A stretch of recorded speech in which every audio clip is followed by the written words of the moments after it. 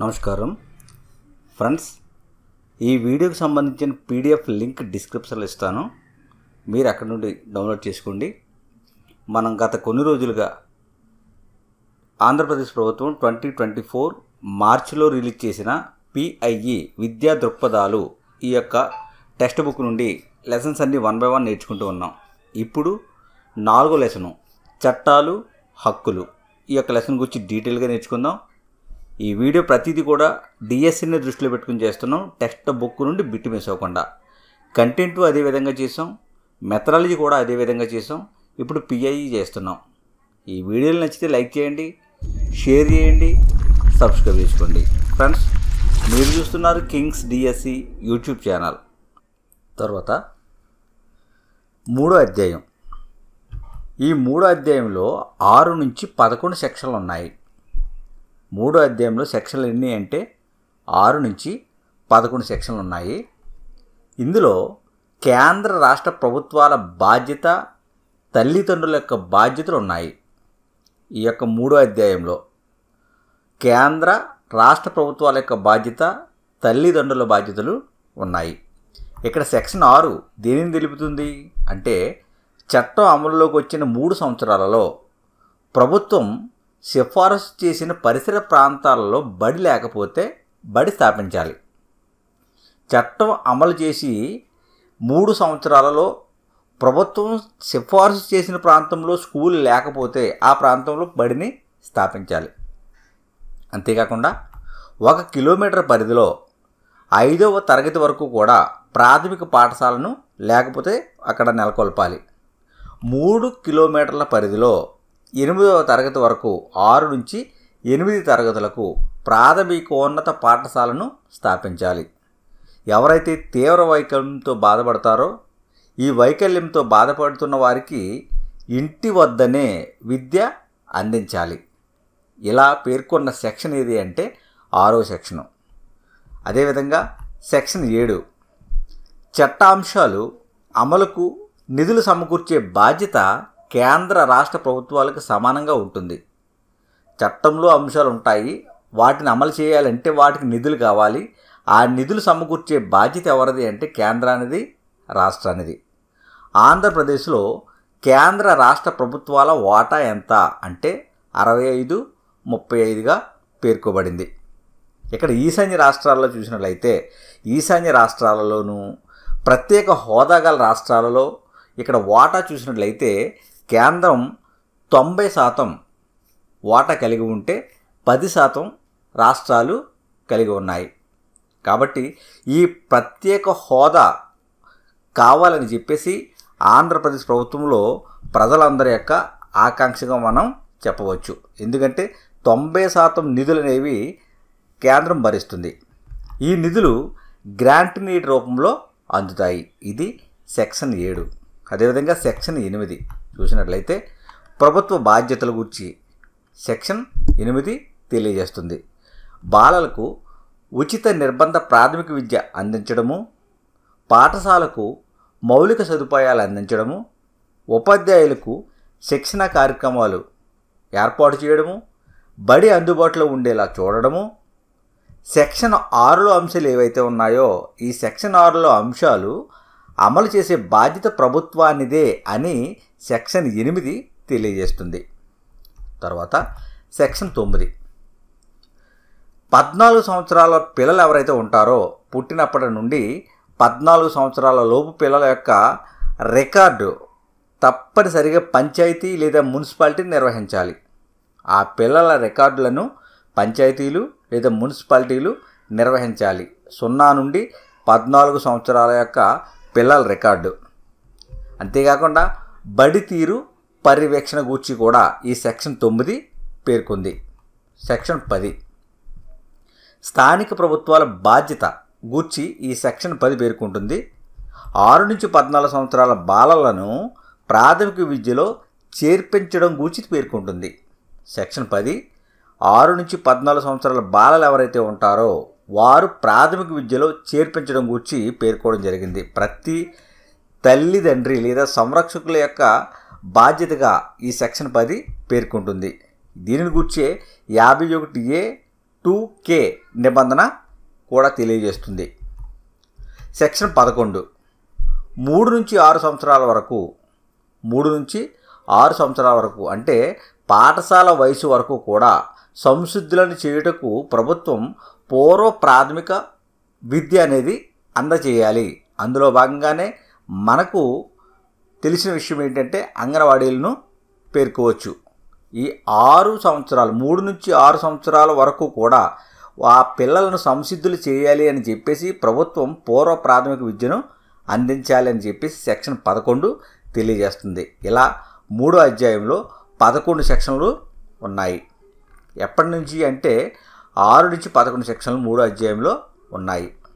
తర్వాత 4వ సెక్షన్ చూసినట్లయితే 12 నుంచి 28 సెక్షన్లు 4వ అధ్యాయంలో ఉన్నాయి. 12 నుండి 28 సెక్షన్లు. ముఖ్యంగా ఉపాధ్యాయుల బాధ్యతలు పొందుపరిచారు. పిల్లలను ఎంపిక విధానానికి గురి చేయరాదు, డొనేషను క్యాపిటలేషన్ రుసుము వసూలు చేయరాదు, పిల్లలను హింసించరాదు అని చెప్పేసి 12 నుండి 28 యొక్క సెక్షన్లు తెలియజేస్తున్నాయి. ఇందులో ముఖ్యంగా 12వ సెక్షన్ దేని తెలియజేస్తుంది అంటే ప్రైవేట్ పాఠశాలల్లో 1వ తరగతిలో 25% సీట్లు అనేవి ఈ యొక్క బడుగు బలహీన వర్గాలకు కేటాయించాలి అని చెప్పి సెక్షన్ 12 తెలియజేస్తుంది. ప్రైవేటు పాఠశాలలలో 1వ తరగతిలో 25% సీట్లు కేటాయించబడాలి అని చెప్పేసి తెలియజేస్తుంది. ఇందులో ముఖ్యంగా అనాథలు, వికలాంగులు, హెచ్చిన వారికి 6% కేటాయించారు. ఈ 25% సీట్లలో ఎస్సీలకు అయితే 10% కేటాయించడం జరిగింది, ఎస్టీలకు 4% కేటాయించారు, ఓబీసీలకు అయితే 6% కేటాయించడం జరిగింది. తర్వాత సెక్షన్ 13 క్యాపిటేషన్ రుసుము వసూలు చేస్తే 10 రెట్ల వరకు జరిమానా అనేది విధిస్తారు. ఏదైనా ఈ యొక్క ప్రభుత్వ పాఠశాలలు ఈ యొక్క సంస్థలలో క్యాపిటేషన్ రుసుము అనేది వసూలు చేస్తే 10 రెట్ల వరకు జరిమానా విధిస్తారు. ప్రవేశ పరీక్షలు, అర్హత పరీక్షలు నిషేధం.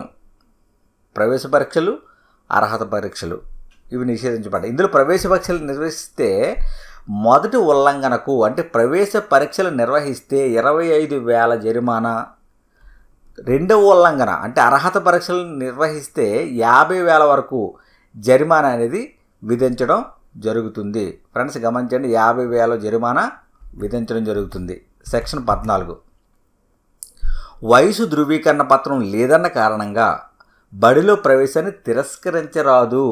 బాలల యొక్క బడిలో ప్రవేశాన్ని ఇక బర్త్ సర్టిఫికేటు లేదా ఏజ్ డిక్లరేషన్ సర్టిఫికేట్ లేదని చెప్పేసి ఈ పత్రం లేదని చెప్పి పిల్లలను తిరస్కరించరాదు అని చెప్పి సెక్షన్ 14 పేర్కొంటుంది. తర్వాత సెక్షన్ 15 విద్యా సంవత్సరంలో తరగతి పూర్తయ్యే వరకు బడి నుండి తీసివేయరాదు. ఏ తరగతిలోనైనా కూడా మరలా కొనసాగించరాదు. అదే తరగతిని మరలా కొనసాగించరాదని 15వ సెక్షన్ పేర్కొంటుంది. సాధారణ గడువు జూన్ 12 నుండి ఆగస్టు 31 వరకు పేర్కొబడింది. ఇక్కడ సెక్షన్ 16 బడిలో ప్రవేశం పొందిన బాలలను విద్య పూర్తయ్యే వరకు తీసివేయరాదు. అంటే ఇంచుమించు ఇది కూడా సెక్షన్ 15 మాదిరిగానే ఉంది. ఏ తరగతిలోనూ వారిని మళ్ళీ కొనసాగించరాదని చెప్పేసి ఈ యొక్క సెక్షన్ 16 తెలియజేస్తుంది. సెక్షన్ 17 పిల్లలను శారీరకంగా కానీ మానసికంగా కానీ వేధించడం అనేది నిషేధం. సెక్షన్ 17 ప్రకారము. సెక్షన్ 18 పాలనా గుర్తింపు గూర్చి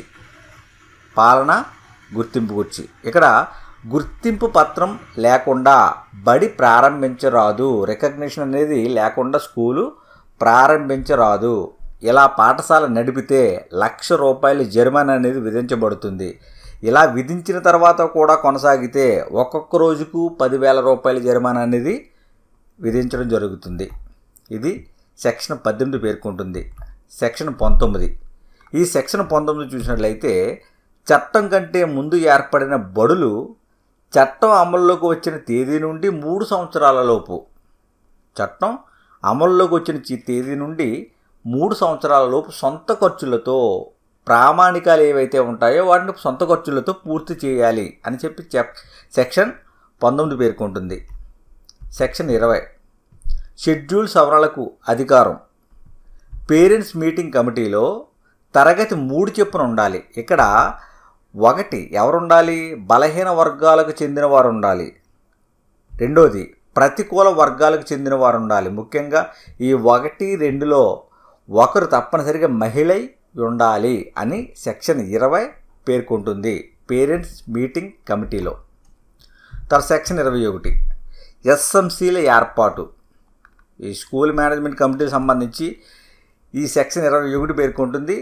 ఇందులో 75% తల్లిదండ్రులు, 25% ప్రజాప్రతినిధులు, ఉపాధ్యాయులు, పిల్లలు సభ్యులుగా ఉంటారు. 75% తల్లిదండ్రులు ఉంటారు, 25% విద్యార్థులు, ఉపాధ్యాయులు, ప్రజాప్రతినిధులు ఉంటారు. మొత్తం సభ్యులలో 50% మహిళలు ఉండాలి. ఎస్ఎంసీలలో 50% తప్పనిసరిగా మహిళలు ఉండాలి. చైర్మన్గా విద్యార్థి తల్లి కానీ తండ్రి కానీ ఉంటారు. కన్వీనర్గా మాత్రం ప్రధానోపాధ్యాయుడు వ్యవహరిస్తారు. ఎస్ఎంసీ కన్వీనర్గా ఎవరు ఉంటారు అంటే ప్రధానోపాధ్యాయులు అంటే హెచ్ఎం ఉంటారు. ఇక్కడ ఎస్ఎంసీల బాధ్యత ఏంటి అని చూస్తే పాఠశాల అభివృద్ధి ప్రణాళిక తయారు చేసి నిధుల వినియోగాన్ని పర్యవేక్షించడం. ఇది ఎస్ఎంసీల బాధ్యత. పాఠశాల అభివృద్ధి ప్రణాళికలు తయారు చేసి నిధుల వినియోగాన్ని పర్యవేక్షించడం. సెక్షన్ 23 22 గురించి పేర్కోబడలేదు.